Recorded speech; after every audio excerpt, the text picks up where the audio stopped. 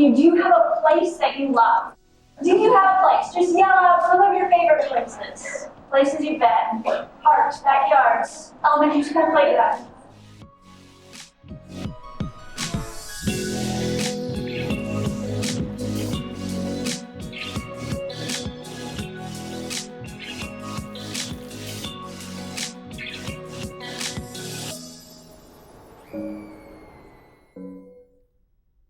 As your mind wanders during the course of the next 5-10 minutes, go to that place, find that place. We'll come back to that. I want to say that my research started in a place, but it did not. It actually started in 2004. It started in a dark movie theater in Salt Lake Valley. But before this movie hit theaters, it was generating a storm of controversy. Media pundits, scientists, politicians were all worked up about the potential for a summer blockbuster film about climate change. The day after tomorrow, so really interesting things about Hollywood blockbusters. 66 million diverse people went to go see this at the theater. They were diverse in education, income, ethnicity. A scholar at Yale, Tony Lazarowitz, maybe you're familiar with some of his work, he's kind of my guru, surveyed representative sample of the US citizens and found that 83% of the people who saw this film were more concerned about climate change than prior to seeing the film. Well, that's interesting. And he compared that to people who didn't see the film who were not as concerned about climate change. How are we communicating climate change? Here, this big blockbuster movie comes on the scene, and scientists have been talking about and doing research in climate change for decades. Going on 30, 40 years, it was an issue. But now we have this very visual presentation. An inconvenient truth, which 37 million liberal-leaning, already Gore fans, what I call the climate choir, went to see, didn't necessarily move the needle on public understanding. Fun fact, that was the first totally 100% carbon neutral film.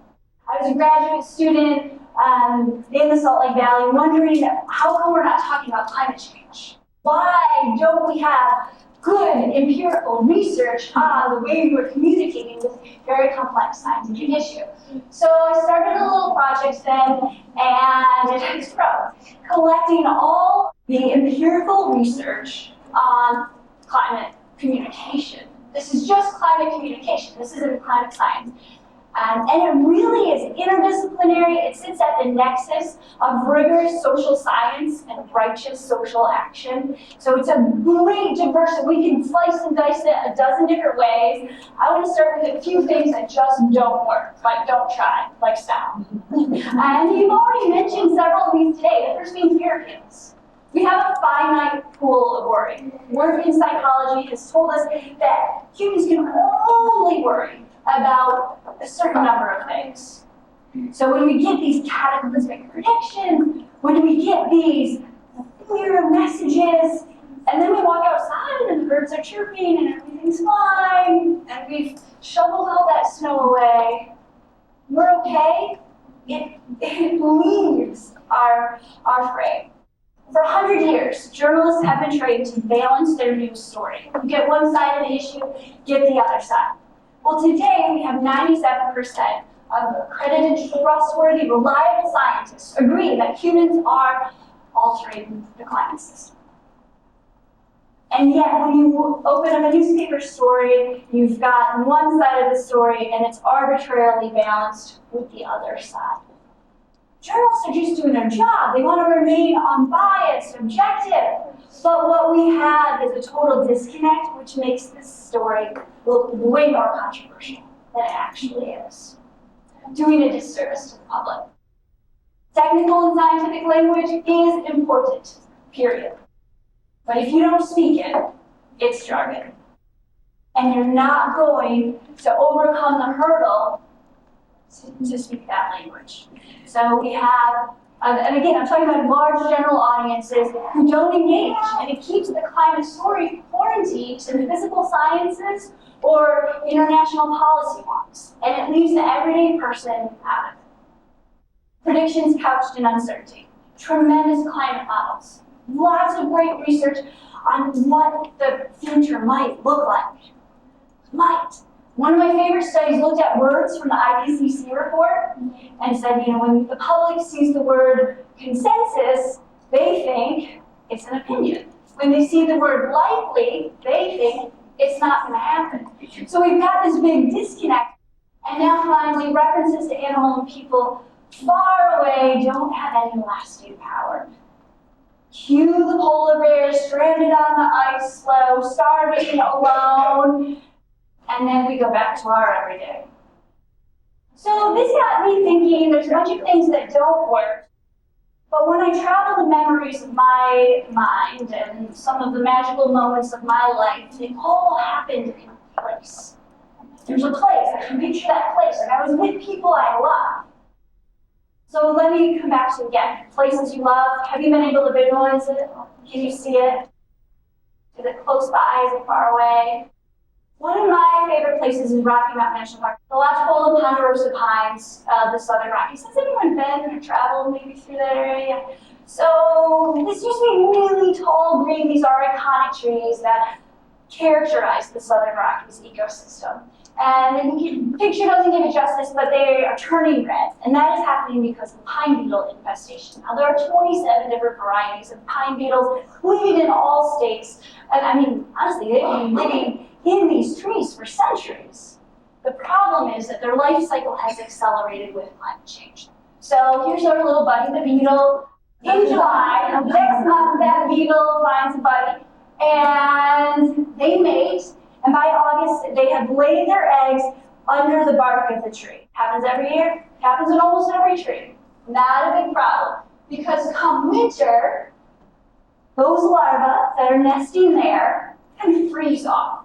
Typical winter, you get 10 consecutive days below freezing, and 95% of the larvae are gone. Not a problem, the tree stays healthy, it can still feed itself, and the cycle repeats.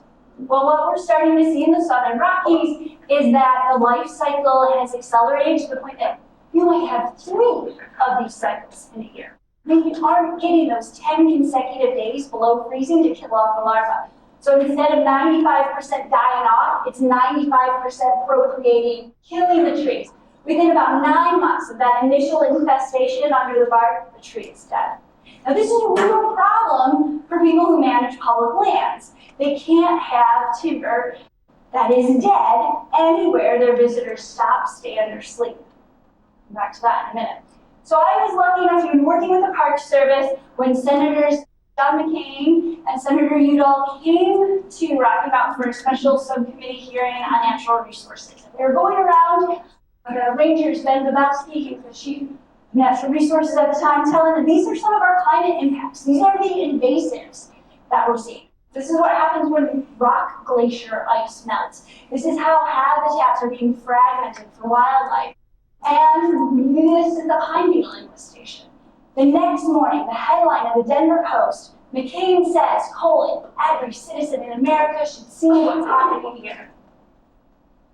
He says, I believe climate change is real. Every visit we make argues that we need to take action. And this was a moment for me. This was where I said, yeah, I've been worried about this climate change communication all wrong. I've been trying to translate science for general audiences.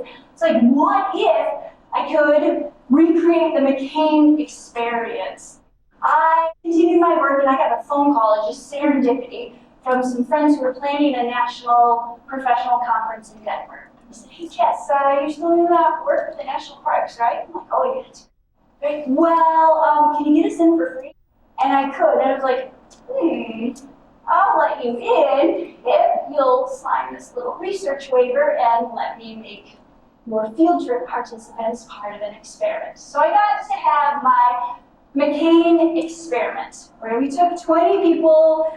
They were all professionals, and they were in Denver for a conference. They came from all over the country. Took them around Sprague Lake, talked about those same things. Just pretty much recreated that McCain tour for them. And we get to Glacier Basin Campground, and we're talking about management decisions. Remember that dead timber that can't be standing anywhere people are? And our resource manager teachers kind of telling us how this series of decisions was made, what they're going to do with all the pine beetle kill wood. And I feel this hand on my shoulder. And I just didn't think anything of it. I turn, and this middle-aged woman looks at me, and I immediately notice tears. And the first thing out of her mouth, she looks me in the eye. She says, "I wish I brought my parents." We sit down at a picnic table, and she proceeds to tell me that she had camped there every other summer with her family. Rode her bike, went on hikes. Her parents are strong conservationists, introduced her to the outdoors. They don't get it. They don't think that humans could be altering the climate. They don't think that climate change is an issue that requires action. They don't get it. She said if they came here, they would get it. Because up until the late 2000s, Glacier Basin Campground was a forested oasis. Campsites were nestled in these deep, tall, dark lodgepole ponderosa pines. Were private. So many family memories nestled under these pines. Stories told, moments shared, and they were gone. Then we were all crying, like this whole group of 20 people. This led to this incredible conversation about science, policy, decision-making, family, the legacy of the national parks. And that is what led to my big research project. I talked to my friends at the Park Service, and friends at U.S. Fish and Wildlife, and friends at National Parks Conservation Association, and we're like, these places matter, and the conversation about climate change would be really powerful. Submitted a proposal to the National Science Foundation. They're like, good idea. So with some money in hand, we went around and found the best climate scientists in 5 regions. And we said, what are the impacts you're seeing? What are the questions you're asking? What resources are at risk? And we went to Alaska, went to the Puget Sound. You can see the algae bloom there as the water temperature rises in the sound. New bacteria choke out other species that the economy is dependent upon there. We went to Southern Florida. It was a really hard research project, actually. So, a week in the Keys, Everglades. And then we also went to Washington, D.C. Because if you don't know, the cherry blossoms are blooming a week earlier than they did in the 1980s. A whole week. So their big cherry blossom festival is actually happening way after the blooms have. So we got great research. And then I'm a social scientist. So I surveyed about 800 staff from parks and refuges across the country. We did 16 focus groups at 16 different sites. These are the places where I said, what are the impacts that are visible? What are you doing? What ideas do you have for visitors? We hosted 5 workshops in all of those regions where I brought all those people who are working on stuff together and said, okay, talk amongst yourselves, give us ideas. And then with graduate students and a few undergrads, we surveyed over 4,000 visitors at these places and interviewed nearly 360. So altogether, okay, this is for all social scientists everywhere. I had close to 6,000 people engaged in this study. So 51% male, 86% white, 54 was the average age, and 69% of these people had a college degree, and over a third of those had a graduate degree. So educated, wealthy, white, park-going people. In terms of politics, 33 self-identified as Democrat, or 33%, a third, 2% self-identified as Republican, and another 17 self-identified as independent. So we asked the staff, do your visitors care about climate change? Are they concerned? Are they worried? And their response was, probably not. Less than 10% think that the people who visit parks and refuges are very or extremely concerned about climate change. We went and asked the visitors, are you concerned about climate change? And we used several different questions to try and calculate our answers. Overwhelmingly, over 50% are very or extremely concerned. The park and refuges were way off. They didn't even know their audience. They didn't even know who they were talking to, and they didn't know that they were extremely and very concerned about climate change. And a park ranger said, Jess, my worry is like interpreting the Civil War. You just don't know if there's like a neo-Confederate with a gun in the audience. I was like, this is science. So worried. But he's worried for legit reasons, right? For all the reasons, all the fear that we see spattered throughout the media. Tony Lazarowitz, the guy who did the Day After Tomorrow study, guru, does a study every year called the Six Americas. Has anybody heard of the Six Americas?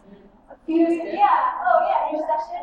Okay, so this is the Six Americas. And it's called the Six Americas because they break people down into these 6 segments. I called Tony, I was like, yo, can I borrow your questions? He's like, yeah, sure.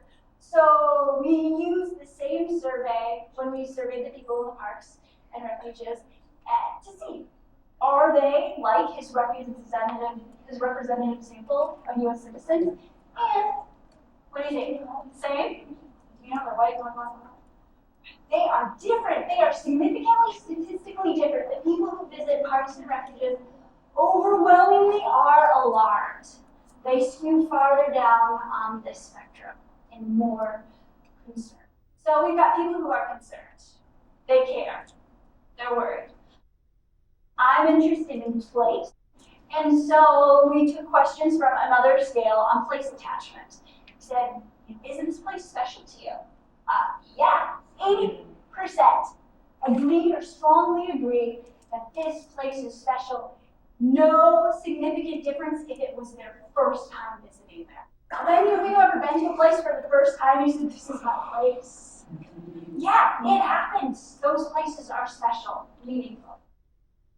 So if we're concerned, we feel attached, are we willing to do something? Took some questions from another scale called norm activation. The theoretical jargon doesn't matter right now. What matters is that when people answer this question, I feel responsible for the presently occurring environmental problems. And they do, nearly 60% agree or strongly agree that they are responsible. They feel that sense of responsibility in them. We asked even specifically, do you feel responsible for contributing to the condition of the climate? Yeah, they do. So with this data in hand, we have an audience that is concerned, attached, and primed for action. So then we ask them, would you be willing to change your behavior during this visit to reduce the impacts? Yeah, everybody wants to do something. And the parks are like, yeah, what? They want to do something? So we could ban plastic bags and water bottles and straws and make people ride buses with lots of strangers that they don't know. We can get these people on bicycles. Yes, yes, yes, yes. And it can be part of that meaningful family vacation. It can be something that they try and experiment with those friends and family members that they love, and that memory gets entrenched. It becomes part of their souvenir that they take home. So I want to come back to this political issue. It's come up a couple different times today, climate change has gotten so politicized. No statistical difference in political party affiliation. Republicans and independents and Democrats across the board reported feeling concerned, feeling attached, being willing to do something. Not a political issue. Not there. I've traveled around the world. I just got back from Cuba working with national parks there. I worked with national parks in Singapore, Mexico, India, Mongolia. Same story. The same story. And everywhere I go, we can boil it down to a few key messages. In terms of the parks and the educators, they want people, their audiences, to know that we don't need to know everything. Climate change story is huge. I mean, if you could spend your whole lifetime plus 7 reading all of the peer-reviewed, rigorous research on climate science, you still wouldn't be done. Nobody needs to do that. You don't need to know everything to start taking action. 1,000 different little decisions got us into this mess. 1,000 times are going to get us out of this mess. Let people know that they do make a difference. And individual choices that we make on how we got here today, whether we get that straw or not, or icy beverage, all of these things matter, and they ripple. Understanding local examples are really important. Once people start to see changes, and they can articulate them and discuss them with others, they're making an impact.